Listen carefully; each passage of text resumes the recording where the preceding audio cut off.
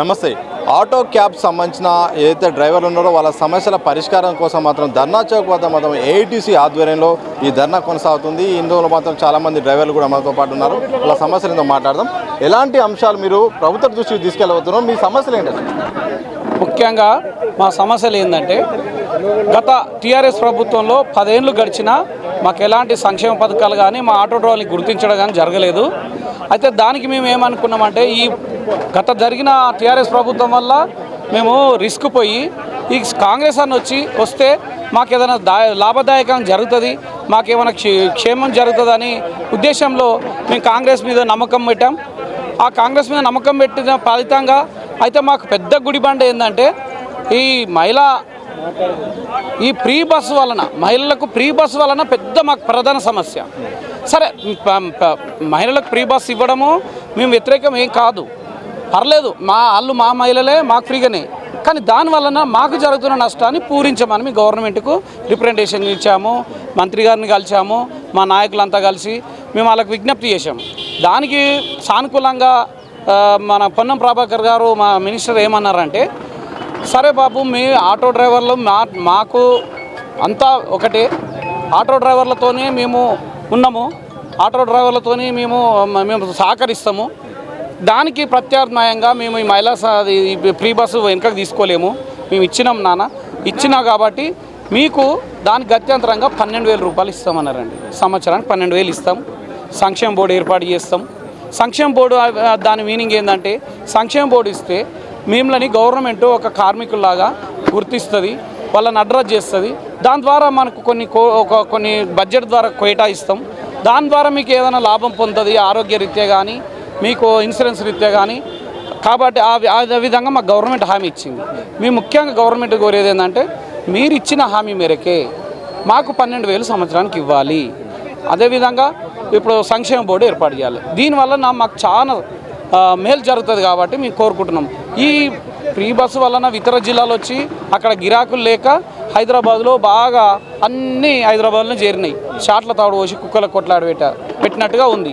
కాబట్టి అన్ని జిల్లాలు ఒకటి జిల్లా మీద పడితే మాకు ఉపాధి కోల్పోతున్నాం. కాబట్టి దీన్ని ఓలా యూబర్ బైకులు కూడా ట్రాన్స్పోర్ట్ చేస్తున్నాయి. ఈ ఓలా బైక్ ట్రాన్స్పోర్ట్ చేయడం వల్ల కూడా మాకు చాలా నష్టదాయకం, మాకు పని లేకుండా పోతుంది. పైగా మళ్ళీ స్కూల్ పిల్లలు 6 పిల్లలకు ఆల్రెడీ పర్మిషన్ ఉంది. ఇప్పుడున్న ప్రభుత్వం ఏం చేస్తుందంటే, అధికారులు మరి అవగాహన ఉండా లేకనా 3 పిల్లలకు కూడా కోరినాలే అని పేరు మీద చేసి చాలన్ రాయడం జరుగుతుంది. ఇది అన్నీ మాకు ఏంటంటే మూలిక నక్క మీద తాటికా పడ్డట్టుగా మాకు జీవనోపాధి కోల్పోతున్నాం. మేము పీజీలు డిగ్రీలు చేసిన వాళ్ళు కూడా ఆటో ఫీల్డ్లో ఉన్నాం. మేము గవర్నమెంట్ ఉద్యోగస్తులు ఇవన్నీ అడుగుతలేము. మేము ఆ నమ్మకం కోల్పోయే మేము ఏదో ఒక స్వయంగా బతకాలనే ఉపదేశంతో మేము బతుకుతుంటే ఇన్ని గుడిబందల్లాగా మాకు ఇన్ని భారం అయిపోతున్నాయి. కాబట్టి గవర్నమెంట్కి ఒకటే మేము ప్రతిపాదన చేస్తున్నాం, ఇన్సూరెన్స్ ధరలను తగ్గించండి, సంవత్సరానికి 12,000 ఇవ్వండి, సంక్షేమ బోర్డు ఏర్పాటు చేయండి, ఈ ఓలా యూబర్ ఇతర జిల్లాలని కట్టడి చేయండి. ఇదే మా ప్రధాన డిమాండ్. మీరు ఎక్కడి నుండి వచ్చారు? దాంతోపాటు ఈ మహాలక్ష్మి పథకం కాకుండా ఇంకా ఏ అంశాలు మీకు ఇబ్బందికరంగా ఉన్నాయి? సిటీ పర్మిట్ ఏదైతే ఉంది, సిటీ పర్మిట్లకు 6 ఆర్టీ ఆఫీస్ నుండి 6 తిరగాలి. డిస్టిక్లో వచ్చే ఏమవుతుందంటే గిరాకీ కూడా పడుతుంది. మాకు సమస్య ఏంటంటే, మేము 2,50,000 పెట్టి పర్మిట్ తీసుకుంటే 2,50,000 ఆటో తీసుకొని వస్తాం. వాళ్ళకి తేడలేదుగా. మేము 5 లక్షల రూపాయలు ఖర్చు చేస్తే 250 ఖర్చు చేసి సిటీలో ఎంటర్ అయిపోతారు. డిస్టిక్ ఆటోలు కానీ డీజిల్ ఆటోలు కానీ సిటీలో అసలు పర్మిషన్ లేనేలేదు. మళ్ళీ గవర్నమెంట్ కన్ను నుండి చూస్తలేదా మాకు తెలుస్తలేదు. కానీ విచ్చలు కూడా రావడము అర్థమైందా, ఓలా ఓవర్ నడపడము చాలా ఇబ్బంది అవుతుంది. మాకైతే మా ఫైనాన్స్ కూడా కట్టడం ఇబ్బంది అయిపోతుంది, అంత కష్టం అయిపోతుంది మాకు. మరి 12,000 రూపాయలు ఇస్తా అని చెప్పి ఇంతవరకు 6 నెలలు అయిపోయింది, ఇలాంటి హామీ లేదు. 7 నెలల నుంచి కారోబార్ లేదు, ఏం లేదు. సిటీలో మరి ఘోరం అయిపోతుంది ఆటో డ్రైవర్ పరిస్థితి. అయితే అమ్ముకుంటారు, తీసుకొస్తారు బండి, పాపం అప్పు చెప్పు చేసి మళ్ళీ అమ్ముకుంటారు బండి. ఇది మా పరిస్థితి. మా ఎమ్మెల్యే కూడా చెప్పినాము, ఇప్పుడు ఆయన కూడా మాట్లాడతా అని చెప్పాడు. మాకేమైనా గవర్నమెంట్ మమ్మల్ని ఆదుకోవాలని మా కోరిక. మీరు ఇంతకుముందు మాట చెప్పారు డిస్ట్రిక్ట్ సంబంధించిన వాడు, అయితే మీకు యూనియన్లు ఉంటాయి, బలంగా ఉంటాయి కదా, యూనియన్లు ఏం చేయలేవా? ప్రభుత్వం ఏం చేయాల్సిన అవసరం? గవర్నమెంట్ యాక్షన్ తీసుకోవాలి. యూనియన్ గవర్నమెంట్ చెప్తుంది ఇట్లా చెప్తుందని, కానీ వాళ్ళు వచ్చేస్తారు. ఈ పోలీసు కానీ ఆర్టీఓ కానీ ఈ ట్రాఫిక్ వాళ్ళు టైట్ చేస్తే వాళ్ళు రారు. వాళ్ళు టైట్ చేస్తలేరు. వాళ్ళు నాకేంది పోనీ మాకేంది అని చెప్పంటారు. అప్పుడు చంద్రబాబు నాయుడు గవర్నమెంట్ ఉన్నప్పుడు అయితే ఎక్కడ పడితే అక్కడ పట్టుకొని సీజ్ చేయడం జరిగింది. ఎక్కడ ప్రతి జాగాలో సిగ్నల్ దగ్గర 28 కానీ 29 కానీ 31 32 బండి రాగానే అక్కడ పట్టుకోవడం సీజ్ చేయడం జరిగింది. ఇప్పుడు విచ్చలు కూడా నడుస్తున్నాయి. మా ఆటోలు 3 లక్షలు ఉంటే ఆ ఆటోలు 3 లక్షలు 6 లక్షలు సిటీలో నడుస్తున్నాయి. వ్యాపారం అనేది మొత్తం శూన్యం అయిపోయింది. డిస్టిక్ ఆటోలు ఆపాలి. మాకు మా లక్ష్యం ప్రజలు నష్టపోతున్నాం కాబట్టి మాకు 12,000 రూపాయలు సంవత్సరం రావాలి మా కోరిక.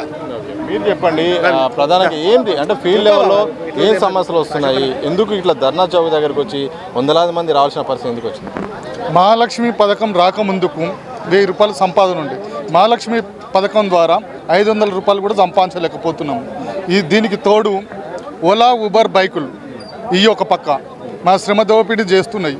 అలాగే ఇంటి కిరాయిలు కట్టాలి, స్కూల్ ఫీజు కట్టాలి, నిత్యావసర సరుకులు కొనాలి, జీవనోపాధి కల్పించాలి, జీవనం నడవాలి, ఆటో ఫైనాన్సులు కట్టాలి. ఇవన్నీ తోడు మహాలక్ష్మి పథకం ద్వారా మేము 1000 రూపాయలు సంపాదించే వాళ్ళము 500 రూపాయలకు వచ్చినాము. బతుకు చాలా భారంగా తయారయ్యింది. అందుకనే ప్రభుత్వము ఎన్నికల మేనిఫెస్టోలో పెట్టినట్టు 12,000 రూపాయలు తక్షణమే ఇవ్వాలి, సంక్షేమ బోర్డు ఏర్పాటు చేయాలి. దీనికి తోడు ఇతర జిల్లాల ఆటోలు కూడా హైదరాబాద్ నగరంలో నడుస్తున్నాయి. ఇవన్నీ అరికట్టాలని ఈరోజు ధర్నా ఉద్దేశం. మీరు ప్రభుత్వ దృష్టి కానీ యూనియన్లు కానీ తీసుకెళ్ళినప్పుడు కానీ ప్రభుత్వం నుండి ఎట్లాంటి స్పందన వస్తుంది, ఏం చెప్తున్నారు?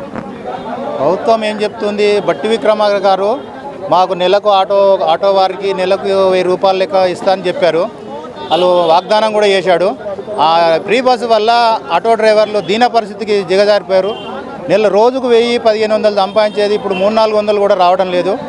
చాలా దీనంగా అయిపోయింది. ఫైనాన్స్ కట్టే పరిస్థితి లేదు. ఇప్పుడు మాకు చావే శరణ్యం అన్నట్టు అయిపోయింది. ఇప్పుడు మాత్రం వాళ్ళు నెలకు 5,000 అన్న పెన్షన్ లాగా ఇచ్చి ఆటో డ్రైవర్లను ఆదుకోవాలి. లేకపోతే ఆటో డ్రైవర్ల బతుకులు రోడ్ల మీద పడిపోయినాయి. ఇప్పటికే రోడ్ల మీద తిరుగుతున్నాం. ఇప్పుడు ఇంకా పరిస్థితి ఘోరంగా అయిపోయింది. చావే శరణ్యం అనే ఒక పదం వాడారు. గతంలో ఎట్లా ఉండేది, ఎందుకు ఆ పదం వాడాల్సిన పరిస్థితి ఎందుకు వచ్చింది? గతంలో 1000-1500 డైలీ పిల్లల్ని దాదేది, కిరాయిలు కట్టుకునేది, స్కూల్ ఫీజులు కట్టేది, మాకు ఇంట్లోకి అంతో ఎంతో ఖర్చులకు వెళ్ళేది.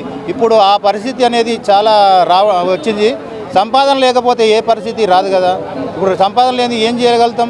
పిల్లల స్కూల్ ఫీజులు కట్టలేకపోతున్నాం, కిరాయిలు కట్టలేకపోతున్నాం. ఏమన్నా ఖర్చు చేయాలంటే 100 రూపాయలు చేతులు లేనిది ఏం చేస్తాం? చావే సరైన కదా మాకు.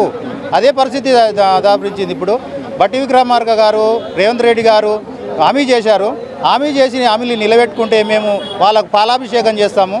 వాళ్ళు చేసిన హామీలు నిలబెట్టుకుంటే వాళ్ళని దేవునిగా కొలుస్తాము అని ఇప్పుడు మాత్రం హామీలు చేసారు. కానీ 6 నెలలు 8 నెలలు అవుతుంది. మాకు ఎటువంటి ఇది లేదు. కాబట్టి మాకు ఆ నెలకు ఇంత పెన్షన్ లాగా సంవత్సరానికి 12,000 అన్నారు. 12,000 కూడా నెలకు 1000 రూపాయలు అంటే మాకు రోజు 30 రూపాయల ఛాయ్ టిఫిన్ ఖర్చు కాదు. ఆ లెక్క మీదకి వెళ్ళి నెల లెక్క 1000 రూపాయలు అంటే 30 రూపాయలు 33 రూపాయలు పడుతుంది మాకు. ఆ ఛాయ్ టిఫిన్ చేస్తాను కానీ వాళ్ళు ప్రకటించారు, అది సరిపోదు. నెలకు ఒక 10,000 అన్నా 5,000 అన్నా ఇచ్చి పెన్షన్ లాగా ఇచ్చి ఆదుకుంటే బాగుంటుందని మా ఉద్దేశం. ఆటో డ్రైవర్లకు అండగా ఉంటామని ప్రభుత్వం చెప్తుంది. మరి అది కనిపిస్తుందా మాటల్లో, ప్రభుత్వ తీరులో కనిపిస్తుందా? ఏం చెప్తారు? ఏం కనిపిస్తలేదు. కానీ ఇంకోటి వీళ్ళు చేస్తారు, మహాలక్ష్మి పథకం కింద బస్సులు ఫ్రీ పెట్టిరు. అడ్డల మీదకి వచ్చి ట్రాఫిక్ వాళ్ళు విధానంగా ట్రాఫిక్లు అడ్డ మీద ఇంతకుముందు పాత ఉన్న అడ్డల మీద కూడా బండ్లు పెట్టకుండా వచ్చి బండ్లు తీపిచ్చేసి ఫోటోలు కొట్టుకుంటా ట్రాఫిక్ వాళ్ళు కూడా మాకు చరాయిసా కూర్చోబెడుతురు. ఏదైనా అడ్డ మీద బండి ఆపంగా వెనక నుంచి ఫోటో కొడుతుంది. అది 250 రూపాయలు ఛాలెంజ్. 250 రూపాయలు పోయి ఇప్పుడు 1000 రూపాయలు ఛాలెంజ్ అంట. అడ్డ మీద పెట్టలేకపోతున్నాం. అక్కడ ఫ్రీ మహాబాక్సుల కింద బస్సులు ఫ్రీ పెట్టి అటు లేకుండా ఇటు లేకుండా మా పొట్ట మీద అయితే రేవంత్ రెడ్డి మస్తు కొట్టేసిండు. మాకు బతుకుదామంటే ఆధారం లేకుండా చేసిండు. ఏం పని చేసి బతాం? 20 ఏళ్ళు 25 ఏళ్ళు మోటార్ ఫీల్డ్ ఉన్నాం. ఇప్పటివరకు ఏం చేసుడు లేదు. వేరే పని అయితే చేయలేము, ఉపరి పని అయితే చేయలేము.